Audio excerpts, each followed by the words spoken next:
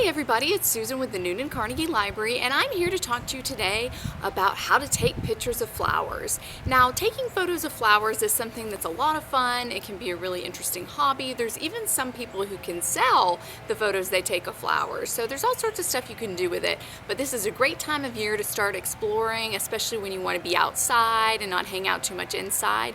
And you can take flowers with anything. You don't need a fancy camera. You can take them with your cell phone, or you can take them with a really great camera, and you can even do some fun artifacts things with special lenses. So we're going to talk about all of that today. And just to let you know, I will be assuming that you have watched all of our other videos on photography tips where we talk about things like exposure triangle and getting good angles and everything like that. So if you haven't watched those, you can check them out on our YouTube channel. You can find them under the technology and social media channel and take a look at those, and you will be ready to start taking some photos of flowers. So let's get started. So first off, let's talk about the different tools that you can use. Like I said, you don't need a big fancy camera. You can just use your cell phone. So I have my iPhone, so that's what I'm going to start out taking photos with, just my iPhone. And there's a couple of different ways you can take photos on an iPhone. If you have an Android or another cell phone with a camera on it, you can take photos on there as well. So I think I'm going to start out with these flowers behind me. They're a really pretty color. They're nicely in bloom. There's not a bunch of flowers that's blooming now, but there just so happens to be some here.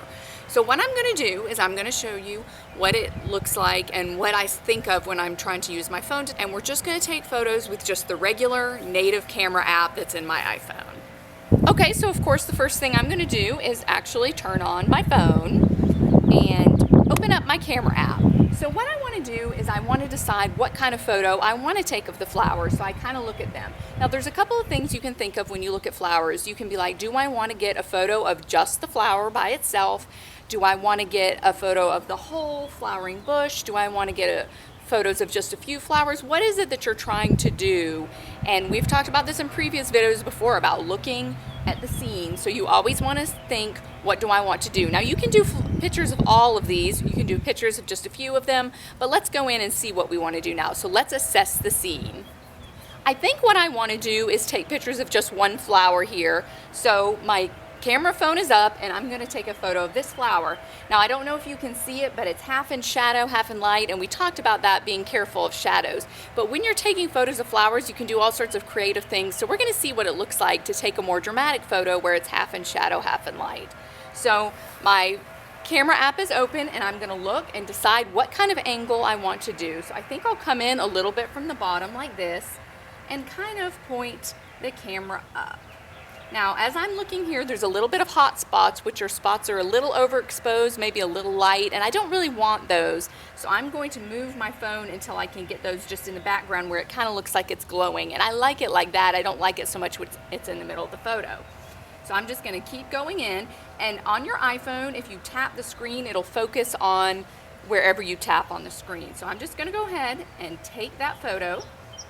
My background has blurred a little bit because I'm getting in so close, and I kind of like that effect, so I'm going to keep it like that. So I've taken a photo of this. Now take a look at this photo and tell me what you think about it. I really like how you can actually see quite a few details, even though this is a camera phone photo. I like how the background is blurry and you can kind of see the other flowers in the background. I think that's a really pretty photo. I like how the green leaves are in the background and they look like really pretty and vibrant, and I really like this, and it's pretty good for a camera phone photo.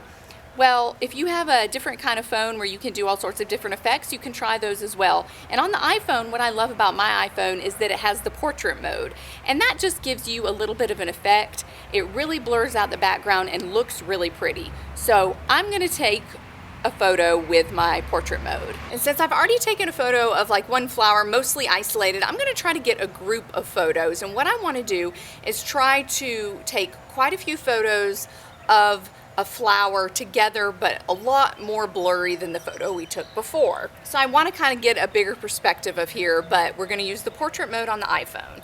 So what I'm going to do is once again assess the scene.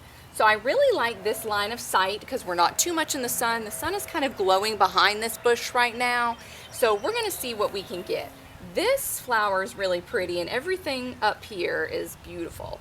But I think this time, instead of shooting up, I'm going to shoot down. So I'm going to pull my phone up here and I'm just going to look through it and see what I like. Now, once again, when you're using the iPhone or a cell phone, if you tap the screen, it'll focus in where you want it to be. And I want it to focus on the top flowers and kind of blur out as we go down. So that's what I'm gonna do. I'm gonna pull back a little bit. I'm gonna tap on that, and I'm gonna take a couple of photos. Or I like how these flowers are kind of together, and then it looks like they're trailing down.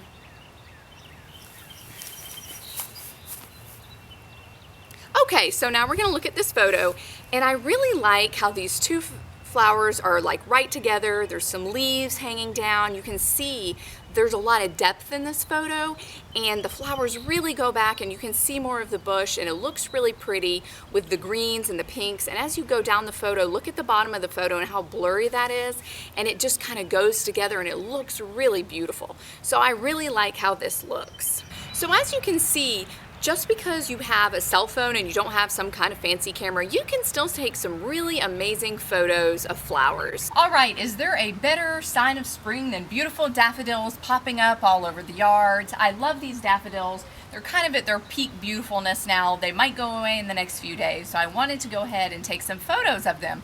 I thought these daffodil photos would look really pretty blown up and on my wall, so I'm actually going to use my bigger DSLR camera for that. Now don't forget, go back and watch our other YouTube videos about how to use the DSLR, but we're going to see if we can get some photos up close, far away, and just get a variety of different photos that maybe we can use to decorate our house. So what I'm going to do first is, the camera I'm using today is my 5D Mark III, and I'm going to make sure that I have all of my settings right, and once again go back, watch the exposure video and all sorts of other tips and tricks videos we've been doing to see what you should put your settings on. So I'm just going to look through my viewfinder and get some settings. I'm going to get some close-up ones first. So when I'm shooting flowers, I like to shoot around 11 or 8 as my aperture, just so I can get everything in focus. So that's what I'm going to start out as. It's a beautiful sunny day today, so I want to make sure that my shutter speed is low so that I can freeze my action. This lens is an 85mm, so remember the 1/over rule. So I'm going to have the shutter speed at least 1/85. So I'm going to put it on 125 and see how I like that. And that's a little dark, so I'm just going to pull up my ISO a little. And right now I'm just isolating one flower, which is very beautiful. Now, we're going to talk about this lens I have on here in a minute, but just to let you know, this is not an automatic lens. It is a manual lens, so I'm having to manually get my focus, so it's not an automatic focus. So that's why it's just taking me a little bit longer to make sure I have what I'm looking for, which is focus, because there's no use in taking a photo if I can't get the proper focus. And oh, that's really pretty. So what I'm doing here is I'm just isolating one of these flowers, and I'm kind of putting a few of the others in the very corner just so it has a pop of color in the corner as well. And I really, really like how this looks. But also, like I said, I want to get a couple of different views. So what I'm going to do now is I'm going to try to get a photo of more than just one of the flowers, like really in focus. I want to kind of get more of a landscape view. So I'm just going to back up a little bit here. I'm going to choose a portrait instead of a landscape right now. So I'm just going to try to focus in. What I really, really like about daffodils is the green stalks too. So I want to make sure to get some of them in there as well. So I'm going to get my settings, find my focus, and just take some photos and see which ones I like. And that was really interesting because when I was taking those, the sun was going in and out, so I was going from shadow to light, so I was having to readjust my settings quite a few times when I was trying to take these photos. But I am really happy with these photos. I really like them. Now I want to talk to you about this lens. It's called a Lens Baby. It is the Canon mount, and it is a velvet 85mm. And this is a lens I got a few months ago, and I've been having so much fun playing with it. It's considered an art lens, so it does all sorts of cool arty effects when you turn it onto a certain aperture. So I was just shooting at f11 earlier, and now I want to take it down to f2.8, and that's where you can get more of these art effects. It kind of causes this painterly effect. It has a lot of blurs, only a small portion of it is in focus, but it can be so beautiful. So we're gonna take a few photos of these daffodils with the art effect. So once again, I'm gonna choose what I wanna do.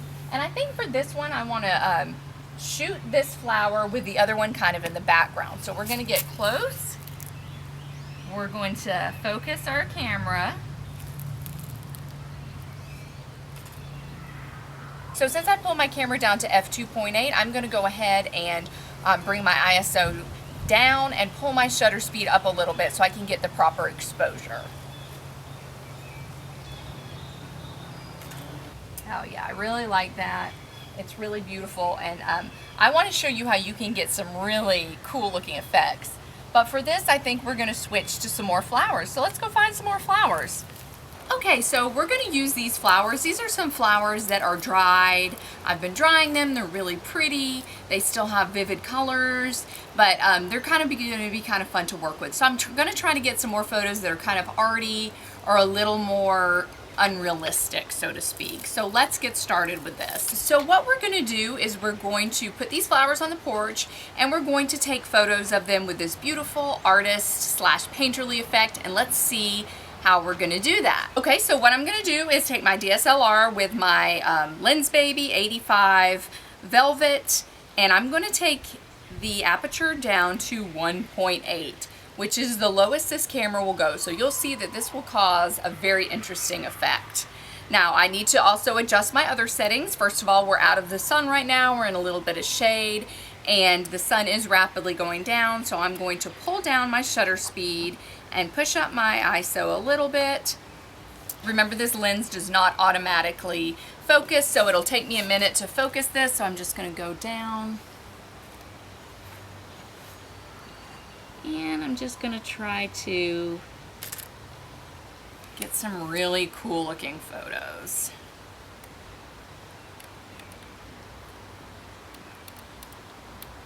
I really like these flowers because they're yellow and purple, and I think they look so pretty together. And we're gonna get some cool pictures of them. This lens really blurs the edges out. It makes it look like a painting. It gives it this cool velvety effect, hence the name. It is just gorgeous what you can do with this lens. And I have been having so much fun playing with it. If you like really true to life photos, you might not like an arty lens like this, but I think it's really pretty. I'm just gonna move these around so we can see some of these pretty pink ones. There's a few roses in here. Just gonna take a couple of different ones. And for this, you can get in close or be far away. I always choose different things to focus on depending on the photos I'm taking. Okay, well, I hope you really enjoyed this video on how to take flowers in a couple of different ways. I really enjoyed doing it. Stay tuned to the end to see a lot more photos I took. And if you have any questions, feel free to ask me in the comments. Let me know if you have any tips, tricks, and please, please, please, on Facebook, post your own photos. We'll actually do a special thread on there if you want to post any photos you took of flowers. I would love to see what you are taking photos of. Thanks so much for joining us today, and join us again soon for more photography tips.